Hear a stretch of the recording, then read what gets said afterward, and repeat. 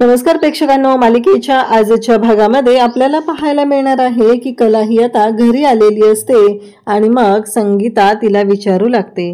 काजल इकडे वाटच बघत असते. तेवढ्यात कला आलेली आहे. खूप छान असा दर्शन झालेलं आहे, प्रवासी व्यवस्थित झालेला आहे, या सर्व गोष्टी कला सांगत असते. मग संगीता तिथे येते आणि कला म्हणते की अगं आई, येताना पाणी घेऊन ये. संगीता तिच्यासाठी पाणी आणते, कारण ती प्रवास करून आलेली असते. कला आलेली पाहून घरी सगळेच खुश असतात. म्हणजे आता अद्वैत आणि कला यांच्या नात्यामधील दुरावा मिटला असेल असं सगळ्यांना वाटत असतं. कारण अद्वैत कंटिन्यू कलाकडे येत आहे, त्याची गरज म्हणून येत आहे किंवा बाकीच्या गोष्टींसाठी येत आहे. त्याला वाटत आहे की कलाने घरी आलं पाहिजे, कारण अद्वैतला ही सवय नाहीये. एवढा तो तिच्या मागे मागे करत आहे, परंतु कला मात्र ऐकायला तयार नसते. त्यानंतर आता इकडे अद्वैतही आलेला असतो. सगळेच हॉलमध्ये बसलेले असतात आणि मग अद्वैत आल्या त्याला पाणी दिलं जातं. तो पाणी पितो आणि त्याचबरोबर तिथे आबाही असतात आणि त्याचबरोबर घरातली बाकीची मंडळीही असतात. त्यासोबतच अद्वैत बोलत असतो, आबांना सांगत असतो आणि त्यासोबतच आबा विचारत असतात की प्रवास कसा झाला, दर्शन कसं झालं. इकडे नैना, राहुल आणि रोहिणी यांची मात्र वाट लागलेली असते, कारण त्यांचे सगळे प्लॅन फ्लॉप झालेले असतात. इकडे संगीता जी आहे ती कलाला म्हणत असते की घे, पण मला एक सांगा, आधी जावई बापू कसे आहेत, ते बरे आहेत ना, त्यांचा प्रवास व्यवस्थित झाला ना.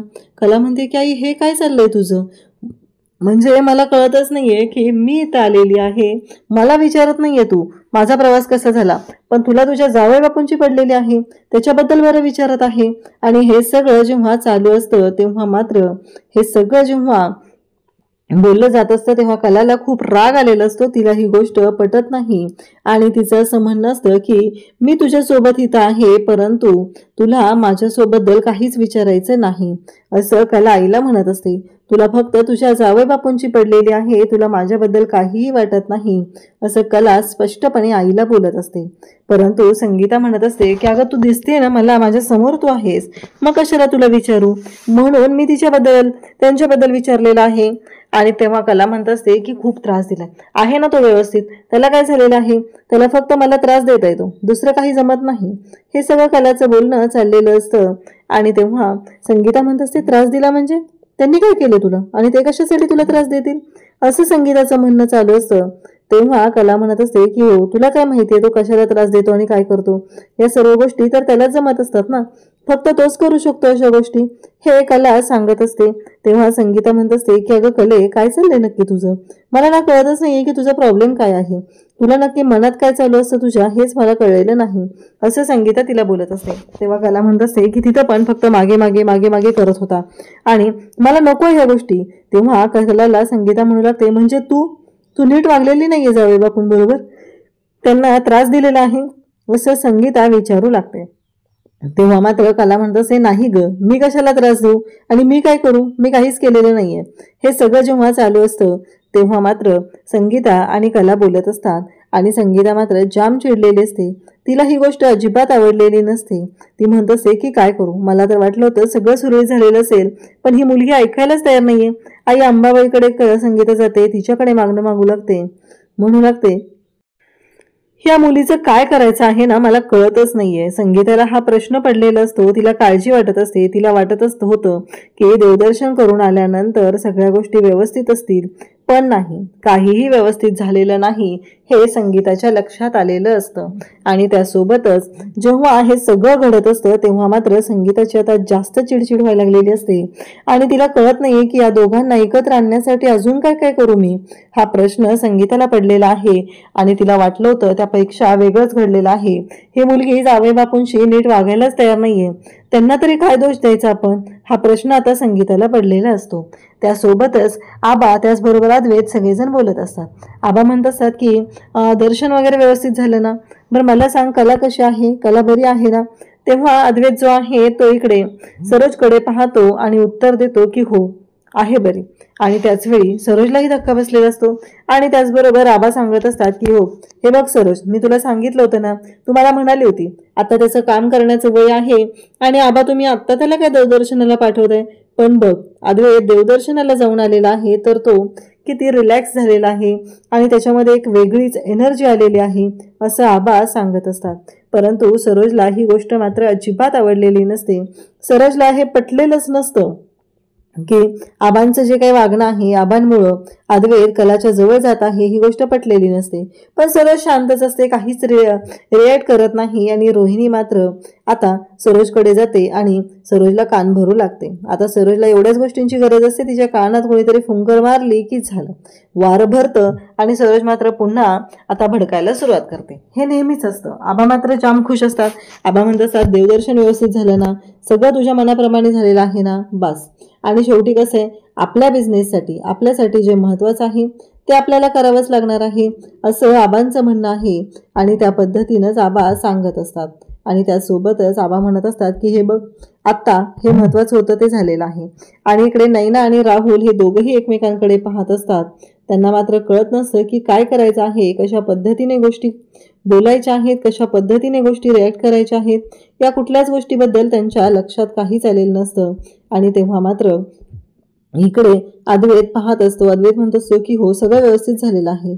आणि मग इकडे रोहिणी मात्र इकडेच बोलायला सुरुवात करते. रोहिणी म्हणत असते की मला कळत नाहीये सरोज वहिनी, आता बघितलं ना, अद्वैत सगळं आबांचं ऐकायला लागलेलं आहे आणि अद्वैतला फक्त आबा हवे आहेत. आणि आता मला सांग, हे जर सगळं असंच चालू राहिलं तर एक दिवस अद्वैत फक्त आबांचं ऐकेल आणि तुझं काहीही ऐकणार नाही. इकडे संगीताच्या हातात प्रसाद देत कला म्हणते की होय, माझं आणि त्याचं काहीही पुढं होऊ शकत नाहीये, सगळं संपलेलं आहे, त्यामुळं तू अशा बाळगणं सोडून दे, असं तिनं सांगितलेलं असतं. तेव्हा मात्र इकडे संगीता डोक्यालाच हात लावते, म्हणते देव्याई काय करू नक्की या मुलीचं, कारण हिला कितीही वेळा समजून सांगितलं तर हिला गोष्टी कळतच नाहीयेत, असं संगीताचं म्हणणं सुरू आहे. आणि संगीता मात्र तिच्या बाजूने भरपूर प्रयत्न करत असते कला आणि अद्वैतला एकत्र आणण्यासाठी. तर त्या उलट सरोज असते जी कला आणि अद्वैतला वेगळं करण्यासाठी प्रयत्न करत असते. आणि आता पण सरोजने ते सुरू केलेलं असतं.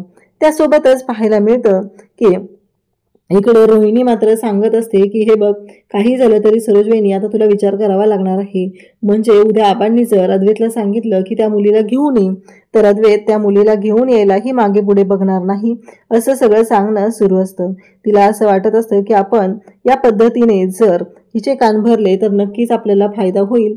आणि त्याच पद्धतीने तिचं बोलणं वागणं सुरू झालेलं असतं. आणि आता अद्वैत निघालेला असतो फ्रेश होण्यासाठी. तेव्हा सरोज उठते आणि सरोज म्हणू लागते की अद्वैत, मला तुझ्याशी बोलायचं आहे. तेव्हा अद्वैत म्हणतो हा आई बोल. तेव्हा सरोज म्हणू लागते की अद्वैत, मला सांग, आत्ता कलाबद्दल जेव्हा आबांनी विचारलं तेव्हा तू माझ्याकडे का पाहिलं? तेव्हा अद्वैत म्हणतो की नाही, तुला राग येईल ना तिच्याबद्दल बोललं तर, म्हणून.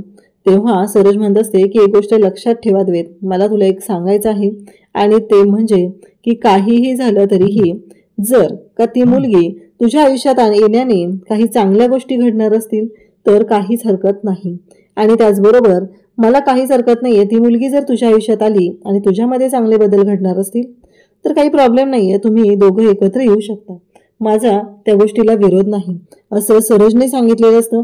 आणि इथं असलेल्या सर्वांनी ऐकून घ्या, मी काय सांगते ते लक्षात येते ना तुमच्या सगळ्यांच्या, असं सरोज सांगत आहे.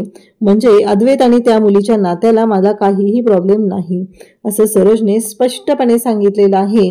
आणि अद्वैत मात्र पाहतच राहतो. आबांनाही धक्का बसलेला असतो, कारण सरोजने इथे एक मोठी चाल खेळलेली आहे. आणि रोहिणी मात्र सरोजचे कान भरत होते आणि सरोजने तर इथे रोहिणीचाच उलटा गेम केलेला असतो आणि तिला दाखवून दिलेलं असतं की हे बघ, कसं आहे, शेवटी माझ्यासाठी माझी सून आणि माझा मुलगा यांचं नातं जे आहे ते महत्त्वाचं आहे, हे सरोजने दाखवून दिलेलं असतं. आणि रोहिणी आणि राहुल म्हणत असतात की हे काय झालं, कारण आपण काय करायला गेलो होतो आणि हे सगळं उलटच का झालेलं आहे, हा प्रश्न त्यांना पडलेला असतो. आणि ते दोघंही आता वैतागलेले असतात. या सरोजने तर पलटी मारलेली आहे आणि हिने तर अद्वैतला जाऊन सरळ सांगितलेलं आहे त्या मुलीबद्दल मला काहीही प्रॉब्लेम नाही. आणि जेव्हा मात्र सरोज असं बोलत असते तेव्हा आबा त्याचबरोबर घरातले बाकीचे सगळेजण पाहू लागतात. सगळ्यांना धक्का बसलेला असतो की नक्की काय सरोजच्या डोक्यात काय आहे, ही गोष्ट मात्र कोणाच्या लक्षात आलेली नसते आणि ती येणारही नसते, कारण सरोज जी आहे तेवढी सहजासहजी कोणत्याही गोष्टी करणारी नाही, तर तिला वाट कशी लावायची असते ती चांगलंच माहिती आहे. परंतु इकडे सरोजने मात्र आत्ता अद्वैत आणि कलाच्या नात्याला एक हिरवा कंदील दिलेला आहे. त्यांच्या नात्यामध्ये त्यांचं नातं सुधारण्यासाठी, त्यांनी दोघांनी एकत्र येण्यासाठी सरोजची काहीही हरकत नाही, असं इनडायरेक्टली सरोजने सांगितलेलं आहे. त्याचबरोबर इकडे आबा पाहतच राहतात. अद्वैत आता रूममध्ये गेलेला असतो आणि आबांनाही प्रश्न पडलेला असतो की नक्की काय आहे, या सगळ्याचा अर्थ काय आहे हा प्रश्न आबांनाही पडलेला असतो. पण आता सरोजच्या मनातही कलाबद्दल काही किंतु राहिलेला नाही, यामुळं आबांना बरंच वाटत असतं. त्याचबरोबर आबा खुश होतात, म्हणतात की आता सगळं व्यवस्थित होणार आहे. इकडे राहुल आणि रोहिणी दोघंही बोलत असतात हे सरोजने काय केलेलं आहे, कारण सरोज आता जे काही बोललेले आहे त्याचा परिणाम काय होणार आहे याचा अंदाज कोणालाच नसतो. कारण सरोजने जो निर्णय घेतलेला असतो तो अद्वैत आणि कला यांच्या आयुष्यासाठी घेतलेला असतो आणि ते इथे बोलूनही दाखवलेलं असतं. म्हणजे अद्वैतला वाटत आहे, अद्वैतच्या मनात भीती आहे, म्हणून अद्वैतने हे सगळं करू नये, तर अद्वैतने मनापासून त्या गोष्टींचा विचार करावा हे सरोजचं म्हणणं आहे. आणि सरोजने स्पष्टपणे तिथे कलासाठी माझी काही हरकत नाहीये, जोपर्यंत त्या मुलीकडून तुला कसलाही त्रास होत नाही तोपर्यंत मला काहीही प्रॉब्लेम नाही, असं इकडे सरोजने सांगितलेलं असतं. त्याचबरोबर इकडे आबाही तिथं असतात आणि मग सरोज रूममध्ये जाते. आता सरोज रूममध्ये गेली की तिच्या पाठोपाठ तिथे आलेले असते ती म्हणजे रोहिणी. रोहिणी येऊ लागते आणि ती म्हणत असते की हे सगळं जे काही घडत आहे त्यामुळं काही गोष्टी अशा पद्धतीने चालू झालेल्या असतात.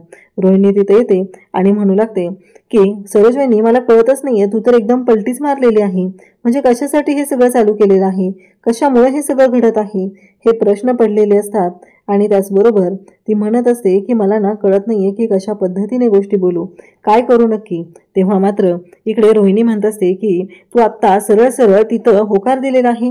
मग आता रोहिणी तिच्या डोक्यात जी चाल आहे ती सांगू लागते. ती म्हणू लागते की कसं आहे माहिती आहे का, मी बिझनेस माइंडेड वुमन आहे, बिझनेस वुमन आहे आणि मला नक्की कळतं की काय करायचं आहे ते. आणि त्याचबरोबर इकडे माझ्या लक्षात आहे मी कशा पद्धतीने गोष्टी बोलल्या, कशा पद्धतीने गोष्टी मॅनेज केल्या तर पुढे काय होणार आहे हे मला चांगलंच माहिती आहे. आणि त्याबरोबर इकडे आपल्याला पाहायला मिळतं की जेव्हा सरोज रोहिणीला सांगू लागते की आत्ता सध्या कसं आहे माहिती आहे का, आबा माझ्या विरोधात गेलेले आहेत, मी काहीही सांगितलं तरी आबांना ते पटत नाही, आबांना ते निर्णय मान्य नाहीत. आणि त्याचबरोबर अद्वैत ही आबांच्या बोलण्याप्रमाणे वागणारा आहे. आणि त्याचबरोबर अद्वैतला कितीही गोष्टी समजून सांगितल्या तरीही अद्वैत ऐकत नाहीये, ही गोष्ट मलाही माहिती आहे आणि ही गोष्ट तुलाही माहिती आहे. त्यामुळं अद्वैतशी आत्ता कशा पद्धतीनं डील करायचं, आबा तर ऐकणारच नाहीयेत. आणि उद्या ती मुलगी जर या घरात आली तर पुढे काय करायचं आहे हे माझ्या डोक्यात आहे. आणि म्हणूनच मी हा प्लॅन केलेला आहे आणि या सगळ्या प्लॅननुसार सगळ्या गोष्टी होणार आहेत. म्हणजे ही मूर्ख सरोज स्वतःच्याच लेकाचं आयुष्य बर्बाद करण्यासाठी त्या रोहिणीची मदत करत आहे आणि रोहिणीच्या म्हणण्याप्रमाणे ती ते डाव खेळत आहे. तिच्या लक्षातही येत नाही की आपल्या या सगळ्या वागण्यामुळं काय परिणाम होऊ शकतो, काय होऊ शकतं, या गोष्टींचा विचारही तिला करू वाटत नाही. तिच्या डोक्यात फक्त एवढंच आहे की कला या घरात यायला नको आहे. आणि ती म्हणत आहे की जरीही आत्ता मी या सगळ्या गोष्टींना होकार दिलेला असला तरीही पुढे काय करायचं आहे हे मला माहिती आहे आणि त्याच पद्धतीनं मी वागणार आहे. हे सगळं तिचं चाललेलं असतं कारण तिला एवढंच वाटत आहे की कला जी आहे ती मला या घरात यायला नको आहे. या सगळ्या गोष्टी तिच्या चाललेल्या असतात. त्यानंतर इकडे अद्वैत विचार करत असतो. अद्वैत म्हणत असतो की काय होतंय हे सगळं, मी प्रत्येक वेळेस इथे माझ्या पद्धतीनं गोष्टी हँडल करण्याचा प्रयत्न केला, प्रत्येक वेळेस मी तिच्या मागे मागे फिरलो, पण तिला काहीच फरक पडत नाहीये. कारण मी आजपर्यंत असं कधीच वागलेलो नव्हतो. जातानाही ज्या गोष्टी घडलेल्या असतात त्या गोष्टी अद्वैतला आठवत असतात. जेव्हा ते गाडीच्या टपावरती बसून चाललेले असतात तेव्हा मात्र इकडे सावरण्यासाठी म्हणजे कलाला सावरण्यासाठी तो मदत करत असतो. अद्वैत म्हणत असतो की मी तिचा जीव वाचवला, पण तिला त्या गोष्टीचं काहीच वाटलेलं नाही. तिला फक्त आणि फक्त रागच येत होता. कारण मी तिच्याशी कितीही चांगलं वागण्याचा प्रयत्न केला तरीही तिला त्यातलं काही वाटत नाही. तिला फक्त तिच्या गोष्टी अयोग्य वाटत आहेत आणि आत्ताही तिने मला इग्नोर करत आहे. मला आता या सगळ्यावरती उपाय काढायलाच लागणार आहे. मला या सगळ्या गोष्टी शांतपणे घ्याव्याच लागणार आहेत. कारण काहीही असलं तरीही ज्या पद्धतीनं गोष्टी घडलेल्या होत्या त्या एवढ्या चुकीच्या होत्या आणि या सगळ्याचा त्रास हा भोगायला लागत आहे. कारण मी प्रत्येक वेळेस शांतपणे गोष्टी हँडल करण्याचा प्रयत्न करत आहे, पण घडत मात्र वेगळंच आहे. कारण त्या गोष्टी विचित्र पद्धतीने समोर येत आहेत. त्यानंतर आपल्याला पाहायला मिळतं की अद्वैत म्हणतो की आता मला एक वेगळा मार्ग अवलंबला पाहिजे आणि त्या वेगळ्या मार्गासाठी जे काही करायचं आहे ते करायची माझी तयारी आहे. आणि अद्वैत विचार करू लागतो. अद्वैत म्हणतो जर शांतपणे गोष्टी होत नसतील तर मला पुढच्या गोष्टींचा विचार केला पाहिजे. असं म्हणत अद्वैतने आता ॲडव्होकेट बापटांना कॉल केलेला आहे आणि त्यांना सांगत आहे की एक गोष्ट करायची आहे, म्हणजे माझी जी बायको आहे ना, म्हणजे एखाद्या व्यक्तीला मी कितीही कन्व्हिन्स करण्याचा प्रयत्न केला तर ती व्यक्ती कन्व्हिन्सच होत नाही आणि त्याचबरोबर या सर्व गोष्टी घडत आहेत. तेव्हा मात्र इकडे अद्वैत फोनवरती त्यांना सांगत आहे की मला काहीतरी लीगल डॉक्युमेंट बनवायचे आहेत, त्यासाठी जे काही करायचं आहे ते करायची माझी तयारी आहे, असं अद्वैतने फोनवरती सांगितलेलं असतं. आणि त्यांना सांगितलेलं असतं की मी उद्या तुम्हाला भेटायला येत आहे, मला नक्की सांगा काय करावं लागणार आहे, त्या सगळ्या गोष्टी करायची तयारी माझी आहे. इकडे सोहम विचार करत बसलेला आहे. सोहम मात्र म्हणत आहे की काय चाललंय हे सगळं, म्हणजे मला कळत नाही आहे की अनामिकाचं माझ्यावरती इतकं प्रेम आहे, काजललाही आत्ता कळलेलं आहे की तिचं माझ्यावरती किती प्रेम आहे, मग हे सगळं काय होतंय, मी हे सगळं काय करते, म्हणजे माझ्याकडून ह्या सगळ्या गोष्टी अशा का होत आहेत, हा प्रश्न मात्र पडलेला असतो. आणि त्यासोबतच इकडे तो विचार करत असतो, माझ्याकडनं चूक झालेली आहे, मी असं वागायला नको होतं, असं त्याच्या डोक्यात सुरू झालेलं असतं. आणि तो म्हणत असतो की मी अनामिकावरती अन्याय करतो, मान्य आहे मला, अनामिका माझ्याशी एवढी सपोर्टिव्ह आहे, अनामिका माझ्यासाठी एवढं सगळं करत आहे, पण मी मात्र अनामिकावरती अन्याय करतोय हे त्याच्या लक्षात आलेलं असतं. तो म्हणत असतो की तिचा काय दोष आहे, कारण तिने तर स्पष्टपणे तिच्या भावना व्यक्त केल्या होत्या, होकार देणं किंवा न देणं हे माझ्या डोक्यात होतं, मग मी नंतर तिला होकार का दिलेला आहे, हा प्रश्न त्याला पडलेला असतो. इकडे अद्वैतही हॉलमध्ये येऊन बसलेला असतो.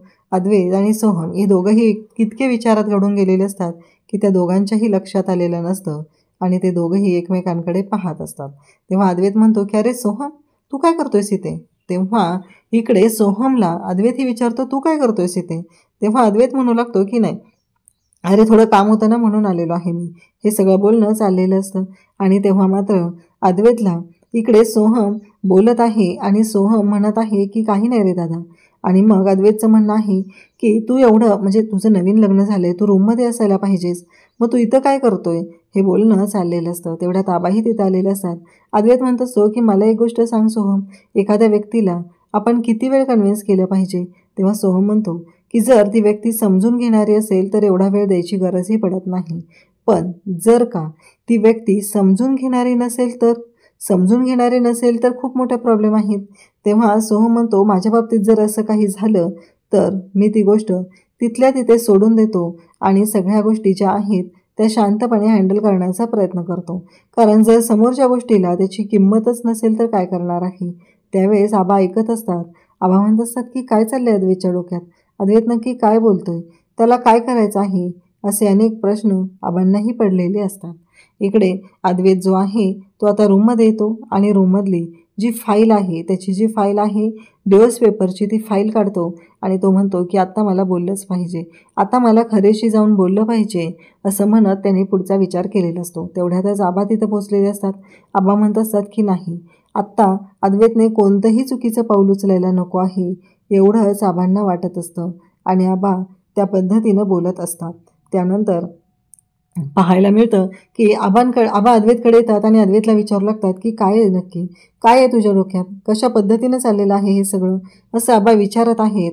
आणि त्याच वेळी इकडे आबांचं म्हणणं आहे की काय करावं लागणार आहे आणि मग काय आहे असं आबा विचारत असतात. हे बघ अद्वैत, तू कोणताही विचार करताना शांतपणे कर, कोणताही निर्णय घेताना चुकीच्या पद्धतीने निर्णय घेऊ नकोस. तेव्हा अद्वैत म्हणतो की हो आबा, नाही मी तसं काही होऊ देणार नाही, असं आबांना अद्वैतने आता शब्द दिलेला असतो. कारण आबांना माहिती आहे की ह्याचं बोलणं जे चाललेलं होतं ते कलाच्या विषयी चाललेलं होतं आणि म्हणूनच आबा तेवढी सावधगिरी बाळगत आहेत. आबा सांगतही आहेत की नाही, असा चुकीचा विचार करू नकोस. तर प्रेक्षकांना उद्याच्या भागात आपल्याला पाहायला मिळणार आहे की इकडे अद्वैत जो आहे तो वकिलांना घेऊन खरेंच्या घरी आलेला आहे आणि कलाकडे आलेला आहे. कलाला म्हणत आहे की हे बघ खरे, मी तुला आता ऐकणार नाही, कारण मी खूप कन्व्हिन्स केलेलं आहे आणि जे तू केलेलं होतं त्याचंच उत्तर मी हे दिलेलं आहे, ही नोटीस, असं म्हणत तो बोलत आहे. आणि तेव्हा मात्र इकडे संगीता त्याचबरोबर बाकीचे सगळेजण पाहतच राहतात नक्की काय झालेलं आहे आणि जावई बापू असे तडकाफडकी का आलेले आहेत, हा प्रश्न संगीताला पडलेला असतो. आणि संगीता विचारू लागते. अद्वैत म्हणतो की तुझ्या हातात पेपर्स आहेत, वाचते म्हणजे तुला कळेल, असं त्याने कलाला स्पष्टपणे सांगितलेलं असतं. आणि कला जी नोटीस तिच्या हातात आहे ती वाचायला सुरुवात करते. अद्वैत म्हणतो तुझ्या प्रश्नाचं उत्तर देऊन आलेली होती ना, तेच उत्तर मी घेऊन आलेलो आहे, असं म्हणत अद्वैतने ती फाईल कलाच्या हातात दिलेली असते आणि कलाला वाचायला सांगितलेलं असतं. परंतु इकडे मात्र संगीताला खूप वाईट वाटत असतं. संगीता म्हणत असते की हे सगळं काय चाललंय आणि जावई बापू कला बरोबर काडीमोड तर घेणार नाहीयेत ना. हे सगळं तिचं बोलणं सुरू झालेलं असतं. आणि मग इकडे कला ते पेपर वाचते तेव्हा अद्वैत म्हणतो की आता बघ कसं आहे, तुझ्या मी एवढं मागे पुढे केलं पण तुला त्याची किंमत नाही ना. आता एक नोटीस पाठवलेली आहे आणि बघ आता हा अद्वैत चांदेकर तुला दाखवून देतो की तो काय करू शकतो. कलाला मात्र चांगलीच आता भीती बसलेली आहे. कलाला वाटलंच नव्हतं की चांदेकर तिला अशी नोटीस देईल. पण अद्वैतचे पण लिमिट संपलेले आहेत. कारण काही झालं तरीही अद्वैत ज्या पद्धतीने वागला आहे, बोलणं आहे ते चुकीचंच आहे, मान्य आहे. पण अद्वैतचं असं म्हणणं आहे की आता तरी कलाने माझ्याशी अशा पद्धतीने वागू नये. ती नोटीस तिच्या हातात दिली आणि अद्वैतनं त्याचं उत्तर सांगितलेलं आहे. अशाच अपडेटसाठी चॅनलशी कनेक्टेड राहा. थँक्यू.